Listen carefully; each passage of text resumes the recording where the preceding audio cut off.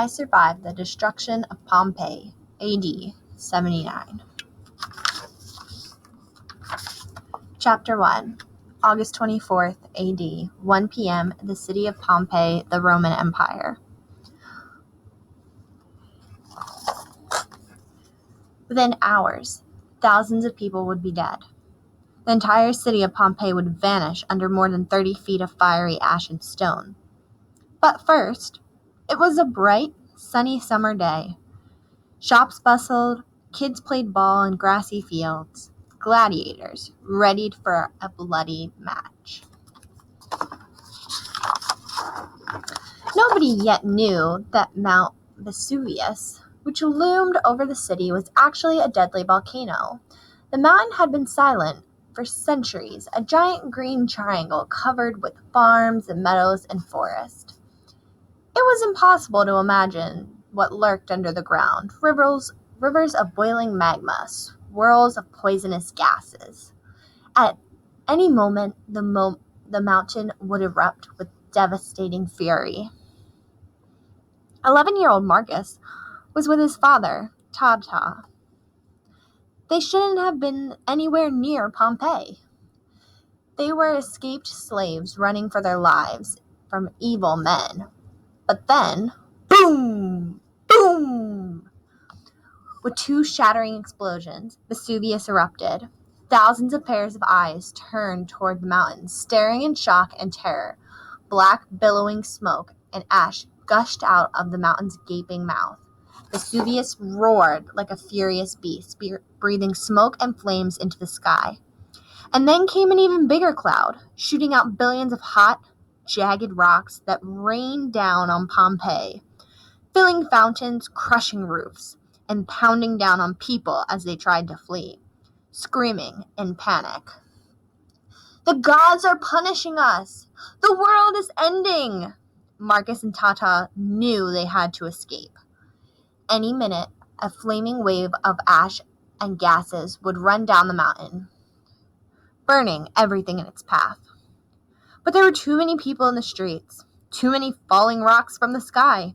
It was hard to breathe, almost impossible to see. And then there was the strange whooshing sound that came from above. "Look out!" Tata shouted.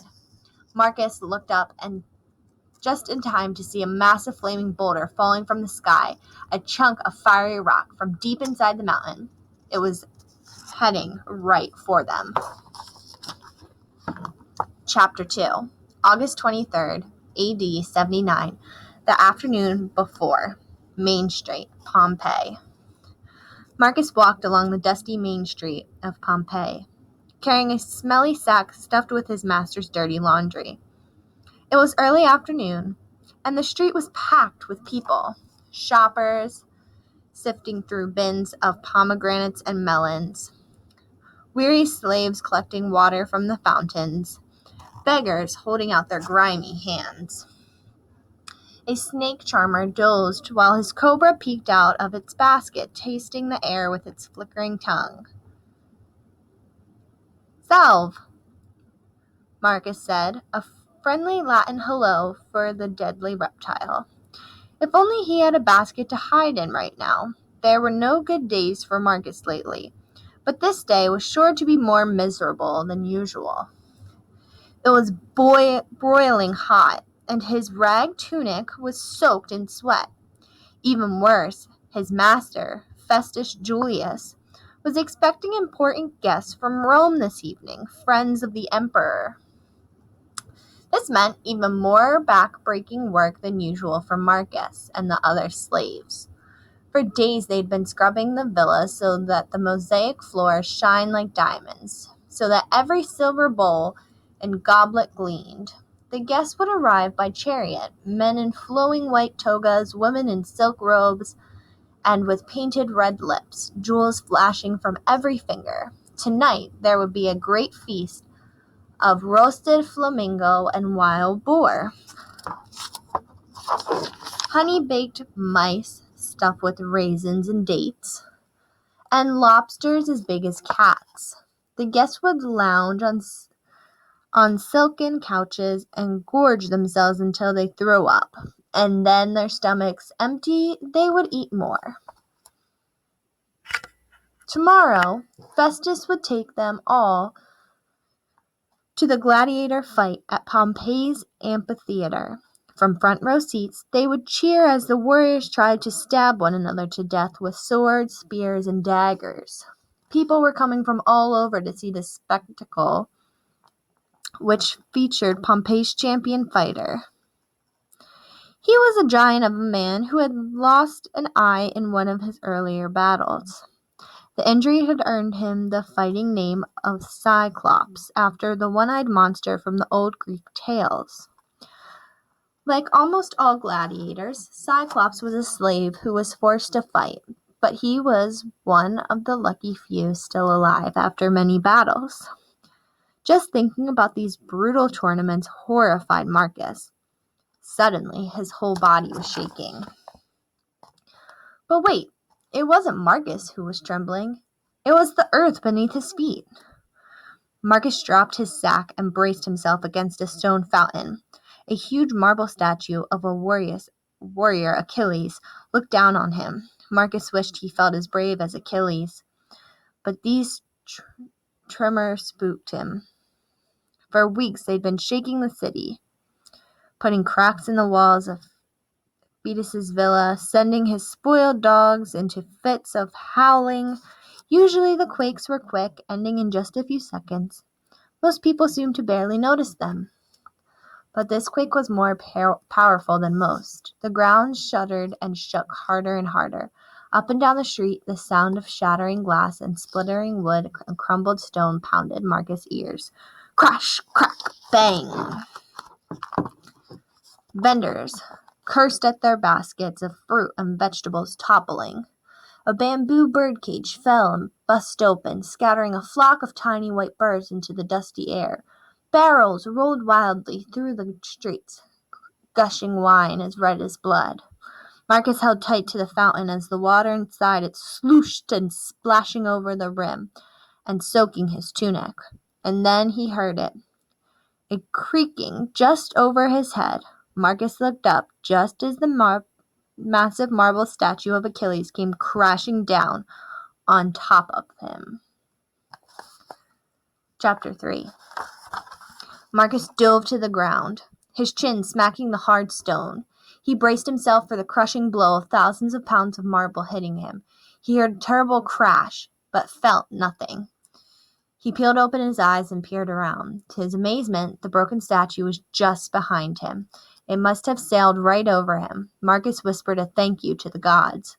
Poor Achilles had lost his head, which was now rolling slowly in the street.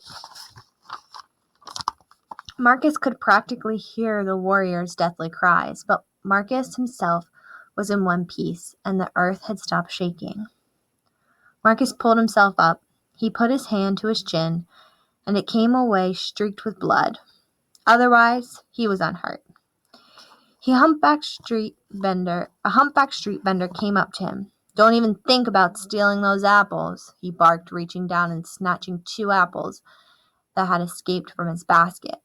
"I wouldn't," Marcus said, stopping a third hidden behind the fountain. He should have given it to the man he knew, but just the thought of the juicy apple made his stomach flip with joy. Vetus fed his slaves nothing but watery gruel and old cheese. The fruit seller didn't spot it, and Marcus said nothing. "That giant beast must be restless," said the man, spitting on one of the apples and rubbing it against his rough tunic. "Giant?" Marcus asked. "Everyone knows that's why the earth is shaking." The man replied, looking at Marcus as though he must be stupid not to know this. "There's a great beast living under the mountain. Every few years it wakes up and the city shakes. Then it goes to sleep again." Marcus thought of his father, Tata. Talking of monsters and magics always made Tata shake his head.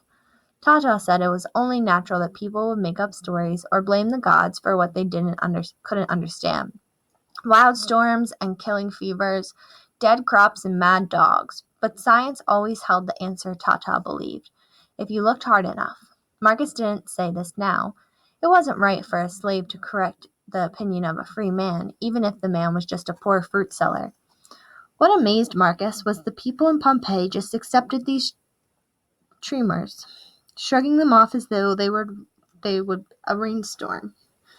Even now, shoppers were already back to haggling for bargains. The fruit seller turned away, and Marcus grabbed the hidden apple, slipping it into his pocket. He picked up the heavy laundry sack and threw it into his back with a sigh. Phoebus wouldn't care if a monster really had come stomping through Pompeii. Marcus had better get back to his master villa soon, or he'd be greeted with a beating. He was turning to leave when he noticed the old woman sitting in the street, dazed. The shaking must have knocked her down. Passerby stepped around her as if she were a heap of trash. Marcus ignored the woman. There were beggars everywhere, after all. But she looked so miserable. With a sigh, he once again dropped the laundry sack. He went to the woman crouching down next to her. She was a beggar, it seemed, her tunic stained and tattered, her bare feet crushed with sores. She scowled at him. "Scat thief!" "I was not going to steal anything," Marcus said. He shouted, having ignored it. He should have ignored the hag like everyone else did. But then the woman's face softened. She studied Marcus with her cat-like green eyes. She was very old, with sagging cheeks and deep wrinkles, but Marcus could imagine that a long time ago she might have been pretty. "What do you want, then?" she asked. Almost without thinking, he reached into his pocket and took the apple. "Here," he said. She looked hungrier than he was. The woman took the apple in one of her gnarled hands. "Help me up, please." Marcus held her arms as if she got to her feet. Then suddenly she grabbed his hand, gripping it with surprising strength. "Be careful, kind boy," she whispered. "I have seen the signs. Terrible doom is coming for the people of Pompeii." She leaned so close that he smelled the strange spices on her breath. "When hope is lost, follow the hand of Mercury." She stepped back. "Do you understand?" Marcus had no idea what she meant. All over Pompeii there were statues of the powerful messenger god, with his winged sandals and helmet. But what did that matter to him? "I understand," he lied. Now he just wanted to get away from her. "The end is coming," she said, finally letting go of his hand. "This world will burn."